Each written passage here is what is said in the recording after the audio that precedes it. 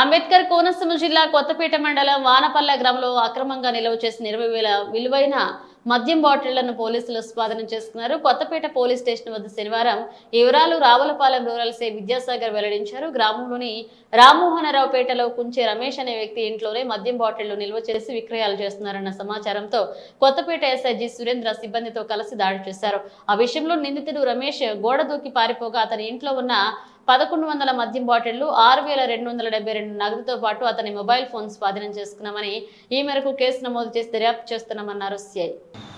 Kothapeta SI గారికి రాబడిన సమాచారం మేరకు ఎస్ఐ గారు వారి సిబ్బంది కుంచే రమేష్ ఇంట్లో రైడ్ చేసి సుమారు 110 బాటిళ్ళు, ఇవన్నీ కూడా లోకల్ మేడ్ ఉంది, అదేవిధంగా వేరే యానం లిక్కర్ కూడా కలిపి 110 బాటిళ్ళు అన్ని బ్రాండ్లు కలిపి ఉండడం జరిగింది. ఆకు, క్వార్టర్లు, ఫుడ్ ఇవన్నీ కూడా ఉన్నాయి.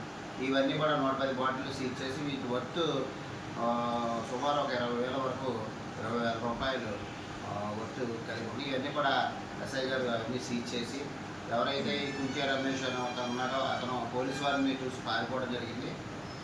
అక్రమంగా ఈ మద్యం బాటిల్ కలిగి ఉన్నందుకు, అదేవిధంగా అక్రమ రవాణా చేసినందుకు గాను కేసు నమోదు చేయడం జరిగింది ఎక్సైజ్ యాక్ట్ కింద.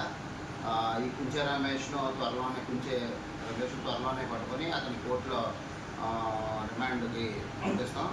ఎవరైనా కూడా ఇల్లీగల్గా ఈ బాటిల్స్, ఈ అక్రమంగా మద్యం బాటిల్స్ కలిగి ఉంటే కనుక వారందరి పేరు మీద కేసులు నమోదు చేస్తాం. అదేవిధంగా వారి మీద పీడీ యాక్ట్లు కూడా ప్రపోజల్స్ పెట్టి వాళ్ళందరినీ పీడీ యాక్ట్ల కింద నమోదు చేసి వాళ్ళ మీద రౌడీ షీట్లు, సస్పెక్ట్ షీట్లు కూడా ఓపెన్ చేయడం జరుగుతుంది. కాబట్టి అందరూ కూడా ఎవరైనా ఇల్లీగల్గా ఉన్నా కూడా మేము రైడ్లు చేస్తాం. ఎవరికైనా సమాచారం తెలిసినా కూడా ఎస్ఐ గారికి నాకు ఫోన్ చేస్తే ఇమ్మీడియట్గా రెస్పాండ్ అయ్యి యాక్షన్ తీసుకోవడం జరుగుతుంది.